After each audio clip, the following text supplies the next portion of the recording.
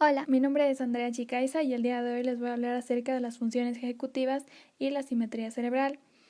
Las funciones ejecutivas están albergadas en la zona prefrontal, la cual, de acuerdo con Portellano, permite planificar, organizar y una regulación de la conducta, es decir, una adaptación social. En sí, es un sistema de control que se desarrolla durante la infancia y dura a lo largo de toda la vida. De esta manera podemos transformar los pensamientos en acciones y planes.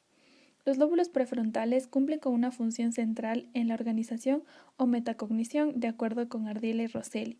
Si se toma en cuenta la teoría de la mente, se trabaja en esta metacognición en los niños a partir de los 3 y 5 años de edad, porque ya pueden darse cuenta de los cambios que pueden darse en relación a los estímulos del medio. Aquí podemos mencionar al test de Sally y N. Luria menciona que también puede estar inmerso en la organización de la actividad dirigida y consciente. Por otro lado, puede abarcar habilidades de anticipar consecuencias de una conducta, una flexibilidad mental y aspectos de moralidad, ética y autoconciencia. Dentro de otras definiciones tenemos a Luria, que menciona que las funciones ejecutivas permiten estructurar pasos, asociar ideas y acciones para la resolución de conductas complejas. Snolver y Mather dicen que es una serie de procesos cognitivos que abarcan anticipación, elección de objetos, planificación, entre otros. Podemos rescatar que para ejecutar una acción es importante que ésta esté guiada por una emoción o motivación. El caso de Phineas Gage. Phineas Gage fue un hombre que logró sobrevivir a un severo trauma craneocerebral a causa de una mala maniobra en su trabajo de capataz en una construcción de una línea de ferrocarril. Una barra de aproximadamente 3 centímetros de diámetro y una longitud de 108 centímetros y 6 kilómetros de peso atravesó la región cigomática izquierda del cerebro, destruyendo la porción posterior de la órbita ipsilateral y parte del lóbulo frontal contralateral derecho, emergiendo cerca del vértex craneal.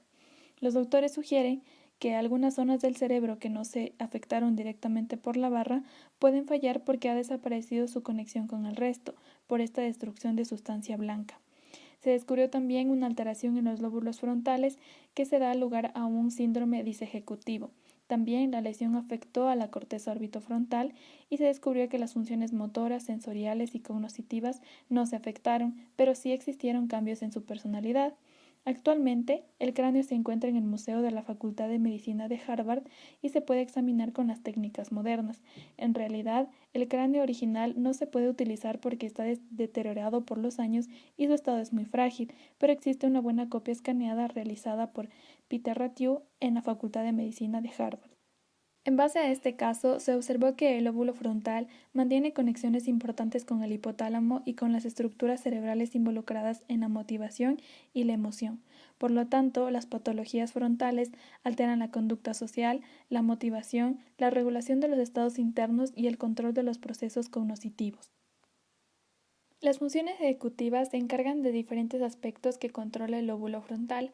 De acuerdo con Portellano, coordinan y supervisan las siguientes actividades. Inteligencia.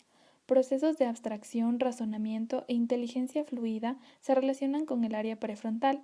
Las habilidades cognitivas de tipo cultural están menos relacionadas con el lóbulo frontal, al contrario del test de matrices progresivas de Raven, que demanda un mayor grado de abstracción y flexibilidad mental, entre otras.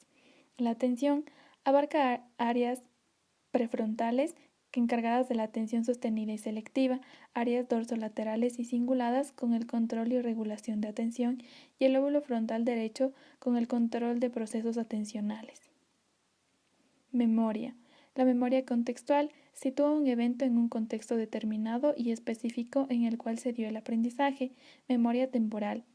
Capacidad de secuenciación de los acontecimientos de forma cronológica u ordenada. Memoria prospectiva. Permite programar acciones futuras, y la memoria de trabajo, que es un almacenamiento temporal o a corto plazo y permite la adquisición de nuevos aprendizajes. Lenguaje. El lóbulo frontal consta con el lenguaje expresivo y manifiesta una simetría entre ambos hemisferios, es decir, el área de Broca del lóbulo frontal izquierdo es el responsable de los aspectos fonológicos del lenguaje oral y de la expresión escrita. El área homóloga de Broca del hemisferio derecho controla la prosodia del lenguaje expresivo y los gestos con significado emocional. Flexibilidad mental. es la capacidad de adaptación de respuestas a nuevos estímulos que generan nuevos patrones de conducta en el área dorsolateral. Control motor. El área prefrontal contiene parte de las áreas motoras que programan la articulación de las secuencias motoras y al mismo tiempo es responsable de la toma de decisión de las actividades motoras. Cualquier iniciativa para el desarrollo de las actividades motoras se empieza a gestar desde el área prefrontal. Regulación de la actividad emocional. El lóbulo frontal y el lóbulo temporal son los que tienen mayor implicación en la regulación y el control de las emociones, dado que son los que establecen mayores conexiones con el sistema límbico. El área prefrontal está encargada de la regulación de la conducta emocional, adaptándola a las exigencias de cada situación. Tanto el sentido de la ética como la autoconciencia guardan una estrecha relación con las conexiones que se establecen entre el sistema límbico y el área prefrontal. La zona orbitaria, como zona de paso entre las áreas límbicas y el córtex prefrontal anterior, están fuertemente implicadas en el control de los impulsos y la regulación de las emociones. Modelo del sistema atencional supervisor de Norman y Challis. Está localizado en la corteza frontal, en donde cada estímulo ambiental específico activa un determinado esquema. Su objetivo es explicar el proceso de control atencional tanto cuando se manifiesta de forma automática o de forma consciente. El dirimidor de conflictos es un mecanismo de contención que selecciona uno de los esquemas activados y de esta manera evita algún conflicto en la actividad del sujeto. Esto aumenta el nivel de conciencia de los procesos parcialmente automáticos y este subyace a la ejecución de conductas rutinarias, es decir, involuntarias. El dirimidor de conflictos se entorpece cuando una acción está fuera de la rutina del sujeto. De acuerdo a la teoría, existen 3 niveles de control. 1. De forma totalmente automática, es decir, son controladas por planes organizados o esquemas. 2. Sin dirección consciente o parcialmente automática, se desarrollan bajo el dirimidor de conflictos. 3. De forma totalmente consciente o deliberada. Aquí las acciones son controladas por el sistema de atencional superior.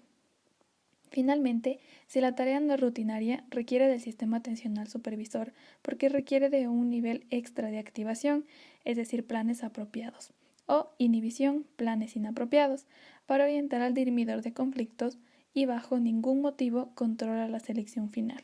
Modelo del marcador somático.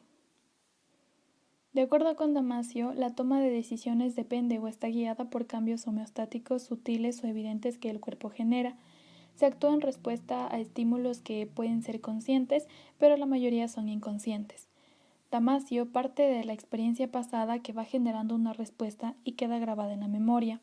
Así que dicha respuesta, consciente o inconscientemente, regresa cuando hay una situación de características similares. Explica que el cuerpo genera una señal como si algo ocurriera fuera de él. Significa que las cortezas prefrontales y la amígdala envían la información del mismo modo que si sucediera la situación que se predice. Y se debería tomar las previsiones necesarias, esto es, responder de acuerdo con el estímulo, ya sea verdadero o no. El sistema automático de respuestas se activa mediante núcleos del sistema nervioso autónomo, los cuales envían microdescargas eléctricas a través de los nervios periféricos del cuerpo, siendo los órganos internos los que reaccionan a la situación. En 1910, Petit demostró que existe un entrecruzamiento de las vías motoras en las pirámides vulvares, confirmando que el control motor dependía del hemisferio opuesto al de la extremidad inervada. Dax y Boulud informaron el predominio del hemisferio izquierdo para el lenguaje y posteriormente Paul Broca demostró que efectivamente el centro del lenguaje expresivo estaba situado en el lóbulo frontal izquierdo. Wernicke localizó el lenguaje comprensivo en el lóbulo temporal izquierdo. Liebman empezó a publicar las observaciones realizadas sobre pacientes apráxicos, comprobando que las apraxias causadas por lesiones del hemisferio izquierdo eran de mayor gravedad que las provocadas en el hemisferio derecho. Es así que las asimetrías cerebrales nos permiten encontrar las diferencias interhemisféricas que existen solo en la especie humana y proporcionan información acerca de las diferencias cualitativas de los hemisferios y su forma de procesamiento de información. De acuerdo con Portellano, podemos distinguir los conceptos de diferenciación, asimetría, dominancia y lateralidad cerebral. Diferenciación hemisférica. Cada hemisferio tiene un estilo cognitivo diferente. Asimetría cerebral. Una zona del cerebro tiene una capacidad para procesar y almacenar información diferente que la región homóloga correspondiente al otro lado del cerebro. Dominancia cerebral. Es el predominio de un hemisferio, sobre todo en una determinada función cognitiva. Tanto la asimetría como la dominancia cerebral son procesos inconscientes, centrales e involuntarios. Lateralidad. Es un sinónimo de la dominancia cerebral y se entiende como el predominio del hemisferio izquierdo para el lenguaje. Es la efectora de la dominancia para el lenguaje expresada mediante la utilización preferente de mano, pie, ojo y oído.